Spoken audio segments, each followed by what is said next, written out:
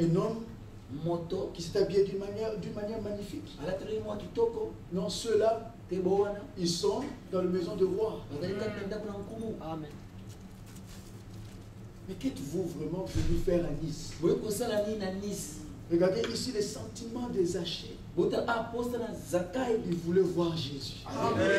Mon frère, ma soeur, si tu es venu dans ces sentiments, tu le verras. Mais il se révèle au travers des hommes. Si vous pensez que c'est un homme qui parle ici, vous passerez à côté. Christ, c'est lui qui prêche aujourd'hui l'évangile. C'est lui. Gloire soit à notre Dieu. Verset 4. Il courut en avant et monta sur un sycomore pour le voir. Parce qu'il devait passer par là. Jésus devait passer par là. Il y a un secret. Il y a une vraie communion entre les élus et le Dieu du ciel. Je ne peux pas expliquer cela. Bien-aimés frères et sœurs, qui avait conduit Zachée allait se placer là où il s'était placé. Quelle attraction! Alléluia! Il y a une attraction qui se fait aujourd'hui. Tous ceux qui sont des dieux sont attirés par l'Esprit des dieux. Qui se rassemblent tout autour de la parole sous la tête de Jésus-Christ. Pas de comment je peux dire? Pas de compromis. Frère, tu sais, nous sommes de la même tribu. Alors, viens. Je faisais rire à mon frère. Dernièrement, j'ai dit, frère, tu sais, il faut que tu me défendes toujours. Traduis, frère. Il faut que tu sois à mon côté. J'ai bien dit, je le faisais rire. Parce que dans la chaîne, nous sommes de la même tribu. J'ai dit, mais il faut que tu me défendes. Le frère a dit, frère, jamais. Jamais. Si c'était ainsi, on doit se séparer. Et seule la parole nous unit. Seul l'Esprit de Dieu qui doit nous unir. Oubliez les liens familiaux. Oubliez cela. Amen. Tout ce qui s'est mis de cette manière, un jour ou l'autre, Seigneur se brisera. Mais l'amour de la parole doit nous unir. Alléluia. L'amour est plus fort que la mort. Qui peut vaincre la mort et l'amour? Rien du tout. Si vous aimez la parole, moi j'aime la parole. Mon frère Inodi aime la parole, nous serons ensemble. Mais si mon frère Inodi, je m'excuserai frère, si mon frère Inodi s'écarte de la parole, je l'abandonne. Amen. Si mon frère Inodi me voit abandonner la parole, il doit m'abandonner. Ça c'est la vérité. Oui frère. Mais si on commence à jouer à la camaraderie, frère Inodi, tu sais, je t'aime beaucoup. Lui aussi me dit, frère, tu sais, je t'aime beaucoup.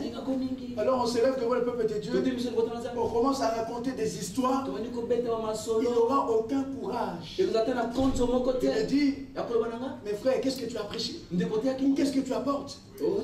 Parce que c'est le lien de camaraderie. Mais si c'est le lien de Christ, c'est l'amour, parfaitement l'amour de la parole. Oh bien mes frères et sœurs, qu'il neige, qu'il pleuve, que tout m'abandonne, je reste avec la parole. Aussi longtemps que je reste avec la parole, Christ est avec moi.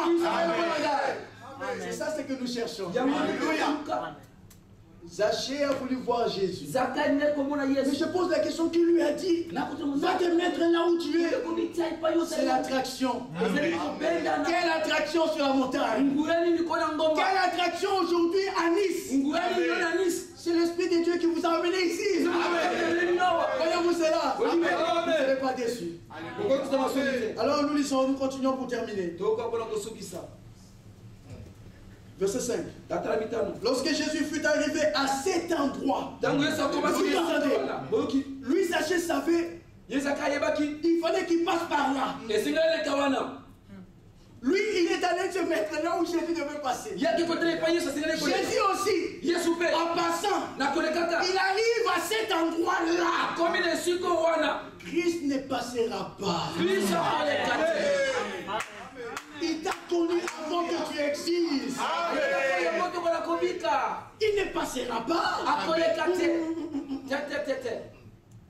À cet endroit-là, écoutez bien, il éleva les yeux. Il lui dit, Zachée, hâte-toi de descendre. Car, écoutez, il faut, c'est une obligation, il faut que je demeure aujourd'hui dans ta maison. Qu'est-ce qu'il a fait? Qu'est-ce que Zachée avait fait ici?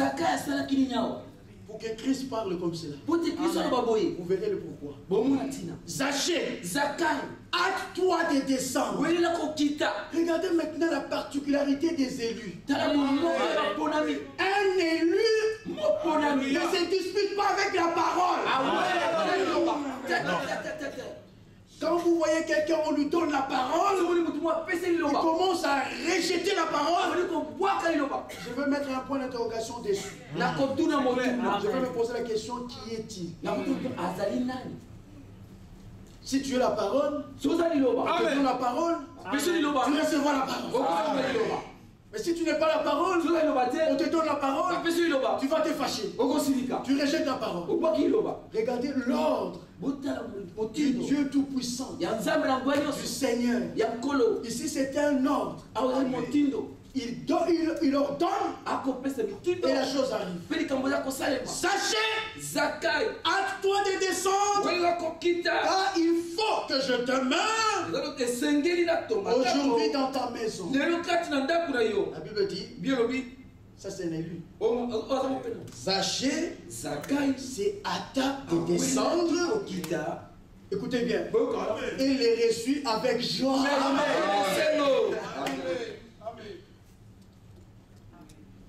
Est-ce que vous faites cette expérience? Amen. Amen. Est-ce que vous recevez la parole avec joie? La parole c'est notre nourriture. La parole c'est l'épée. Regardez, la parole c'est tout pour nous. La parole c'est l'épée. La parole c'est un marteau. Amen. La parole c'est la nourriture. La parole c'est l'eau. Amen. On peut continuer. C'est le paix aussi. La parole c'est la vie. Tout c'est la parole. Mais maintenant, il faut des ouvriers qualifiés pour savoir l'utiliser. Alléluia. Là où il faut la donner comme nourriture. Si tu n'es pas un ouvrier qualifié, tu prends la parole comme un marteau et tu brises tout et tu fais un grand dégât. Tu dis, enfin, je prêche la parole. Oui, la parole. Mais comment tu l'as donné? À ce moment-là, le peuple ils avaient besoin de la nourriture. Mais toi, tu prends la parole, tu l'utilises comme un marteau. Mais quel dégât? Voilà pourquoi. Il faut que je termine ici quand même.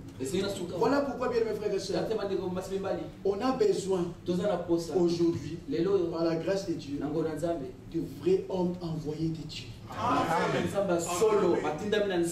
Tous ces derniers temps, le Seigneur nous a conduits là où nous sommes. On parlait de deux choses. Il faut qu'on fasse cette différence. Il y a l'appel et l'envoi. Amen. Par l'appel, Dieu révèle à son serviteur sa volonté. Et par la foi, cette volonté est communiquée au peuple de Dieu. Et ainsi, dans le royaume de Dieu, c'est la volonté de Dieu qui s'accomplit. Mais cela doit être, c'est-à-dire la volonté de Dieu doit être apportée par les hommes envoyés par Dieu lui-même. Si ces hommes-là ne sont pas là, il y aura vraiment un grand dégât. Le Seigneur a dit, priez le maître de la moisson. La moisson est grande, mais il y a peu d'ouvriers. J'aime bien toujours ces passages de l'Écriture. Le maître de la moisson lui-même dit, la moisson est grande, mais il y a peu d'ouvriers. Il a constaté, il y a peu d'ouvriers. C'est lui le maître de la moisson. Mais qu'il envoie simplement. Est-ce que vous entendez? Mais c'est par la grâce de Dieu que l'Esprit vous réveille. Que l'Esprit nous réveille. Le maître de la moisson dit, la moisson est grande, mais il y a peu d'ouvriers. Mais je dis, mais le maître de la moisson, tu l'as constaté, mais il y a peu d'ouvriers. Mais envoie. Mais lui il dit, priez. Alléluia. Vous, priez. Que le maître de la moisson envoie des ouvriers. Alléluia. Est-ce que vous voyez que nous avons aussi une responsabilité? Quand vous constatez qu'il n'y a pas d'ouvriers, c'est votre travail. Donc je dis, c'est notre travail. Prions Seigneur, envoie des ouvriers. Il va les envoyer. Et s'ils ne sont pas envoyés, eux-mêmes, ils s'envoient pour commettre des dégâts. Mais retournons ici pour terminer. Verset 7. Zachée, voyant cela, voyant cela, c'est-à-dire tout ce qui était tout autour de Zachée, tous murmuraient et disaient, il est allé loger chez un homme pécheur. Tous ceux qui voyaient cette action-là, il y avait une attraction, un élu, dans la condition dans laquelle il se trouvait, il était dans la boue, le Seigneur qui le connaissait, l'appelle, regardez quand cet homme-là vient, le Seigneur ne nous l'a pas dit, avant que tu viennes, cessez de mentir. Avant que tu viennes, cessez de commettre adultère. Avant que tu viennes, cessez d'injurier. Il n'a jamais prêché comme ça. Zachée, hâte-toi de descendre. Aujourd'hui, il faut que je demeure dans ta maison. Regardez, il dit aujourd'hui. Le Seigneur conduira les autres. Je sais que le Seigneur conduira les autres. À parler sur cela. Aujourd'hui. Mais aujourd'hui c'est quoi? Mais c'est le jour de grâce. C'est autant de grâce. Autant de grâce. Autant de grâce. On n'a rien à faire. Autant de grâce. Nous n'avons qu'à accepter par la foi ce qu'il a fait pour nous. Sachez, descends. À toi, je veux demeurer dans ta maison. Il est descendu pour que le Seigneur demeure dans sa maison. Regardez ceux qui étaient tout autour. Regardez ceux qui étaient tout autour.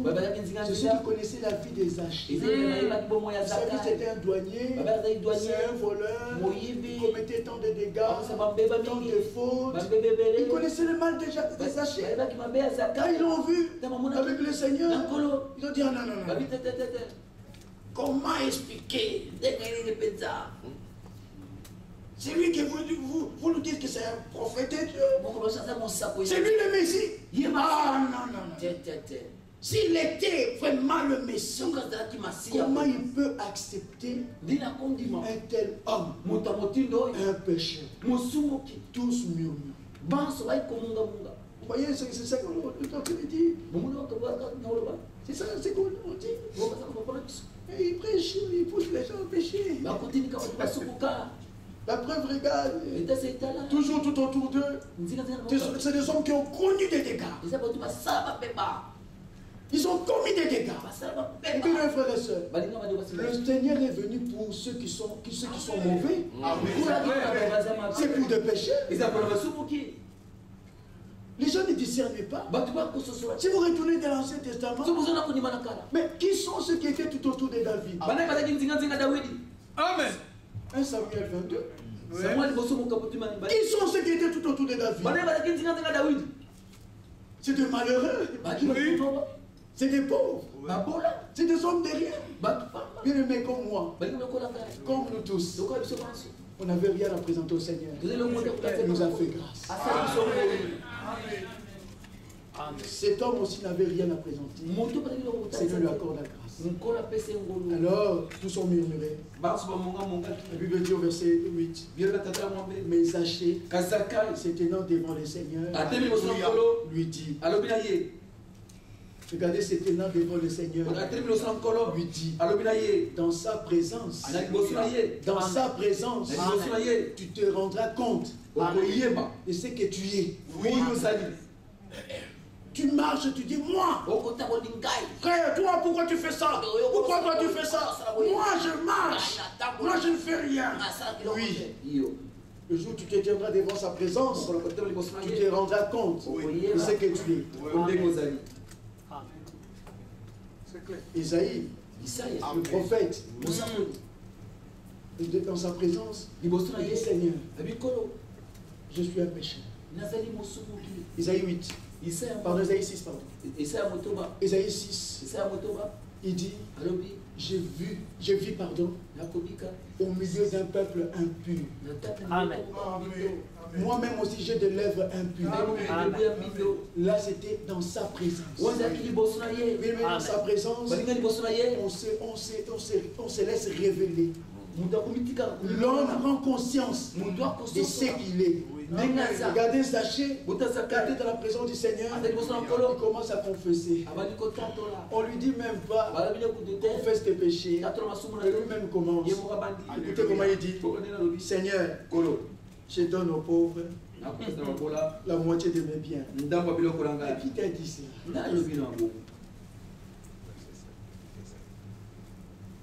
Il dit, si je fais tort de quelque chose à quelqu'un, je lui rends le quatrième. Qui lui a dit cela? Zachée commence à confesser pourquoi il était dans sa présence. Mes frères et sœurs, nous aussi, dans sa présence, on ne peut pas rester calme. Amen. Quand tu as fait quelque chose du mal, tu te trouves vraiment dans la présence du Seigneur et rien ne se passe dans ta vie, il y a quelque chose de faux aussi en toi. Dans la présence du Seigneur, l'homme doit avouer. Il doit avouer. J'ai péché contre toi. Mais Seigneur, tu sais que je suis né dans l'iniquité, conçu dans le péché. Mais néanmoins, tu veux que la vérité habite au fond de mon cœur. Est-ce que vous entendez? Je reconnais ta volonté. J'aime bien ta volonté. Tu veux que cette volonté soit à moi. Mais Seigneur, je confesse. Je ne peux rien. De moi-même, je ne peux rien. Alors, toi-même maintenant, fais pénétrer ta vérité au fond de mon cœur. Zachée l'a fait. Alors le Seigneur lui dit,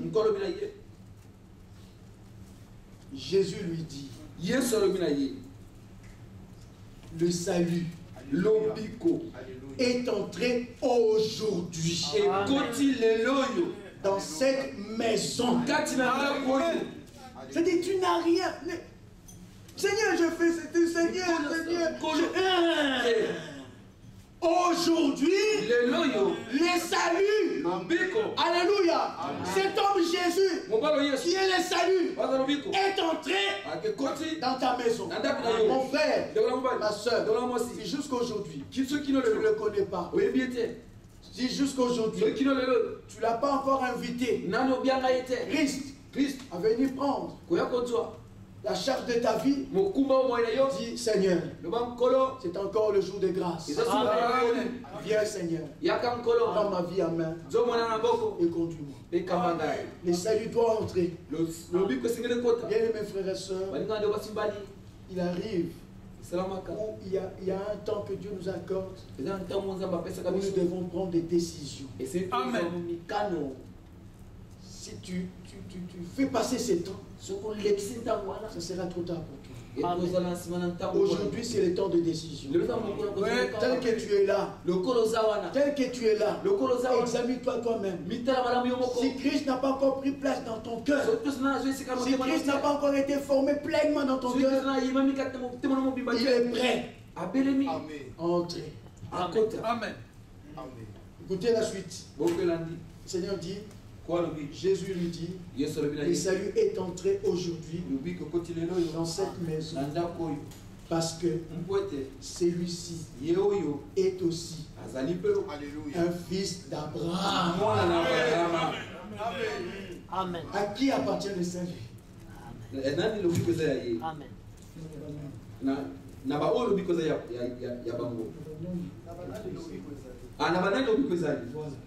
À qui appartient le salut?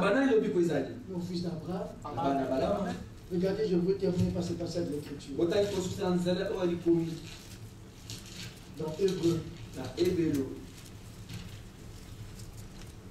Vous voyez, j'ai laissé un verset en bas, vous pouvez le lire à la maison.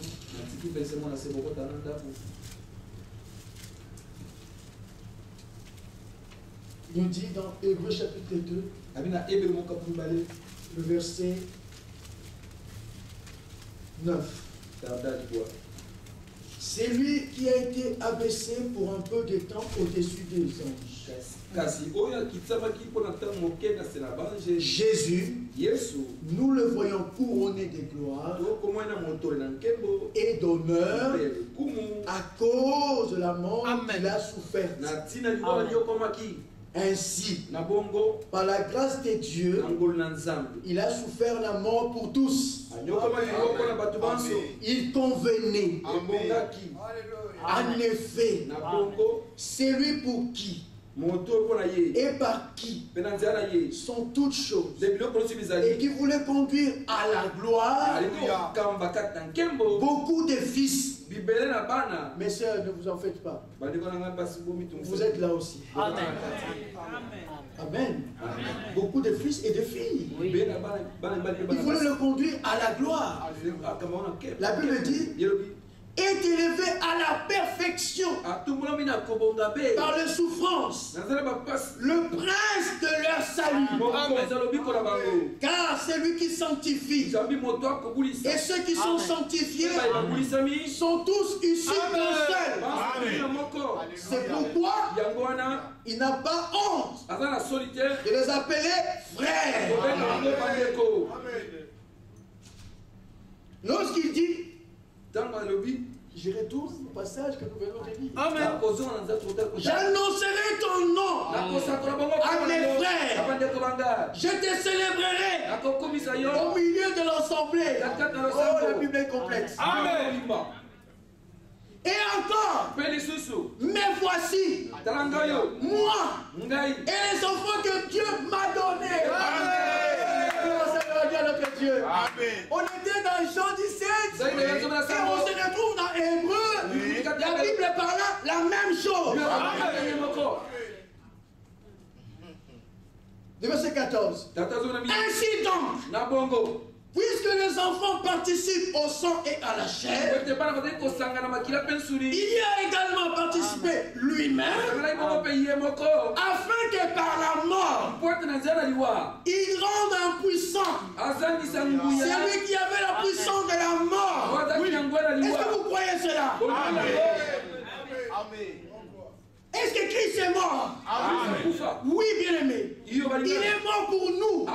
Il est mort pour nos péchés. Mais regardez comment la Bible dit. Il rend impuissant celui qui avait la puissance de la mort, c'est-à-dire le diable. Ne craignez plus le diable. Il est vaincu. Par la mort de Jésus-Christ à la croix, il a été rendu impuissant. Maintenant, il ne fait que bluffer. Il vous envoie la maladie. Tu trembles. Je vais mourir. À la croix. Par ses meurtrissures, nous avons été guéris. Mais il est rendu impuissant. Impuissant. Nous terminons verset 15. Il dit ceci. Ainsi, il délivre tous ceux qui, par crainte de la mort, étaient toute leur vie retenus dans la servitude. Car assurément, ce n'est pas à des anges. Il vient en aide. Ce n'est pas aux anges. Il n'était pas envoyé pour les anges. Mais écoutez bien. Mais c'était la postérité d'Abraham. Si tu es fils d'Abraham aujourd'hui, sachez que Christ était venu pour toi. Tu te trouves dans quelle condition aujourd'hui? Tu te trouves dans la condition des Zachée. Il est venu pour toi. Et il est prêt à te secourir. Alléluia. La Bible dit il va nous secourir dans tous nos besoins au temps convenable. Amen. Amen. Je veux bien que nous puissions chanter un cantique. Avant que nous puissions prier. Frère Richard, c'est encore un jour de grâce. Amen.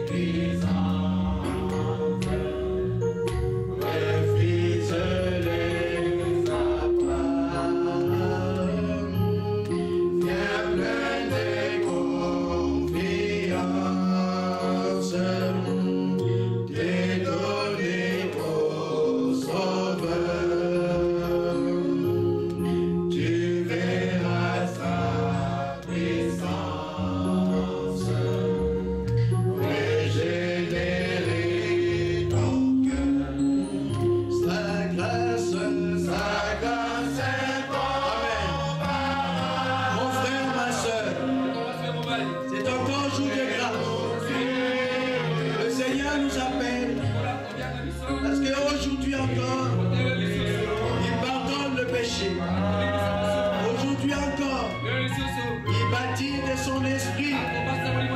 Aujourd'hui encore, il veut t'accorder sa grâce. Il veut te soutenir. Il veut te secourir. Il veut te sauver.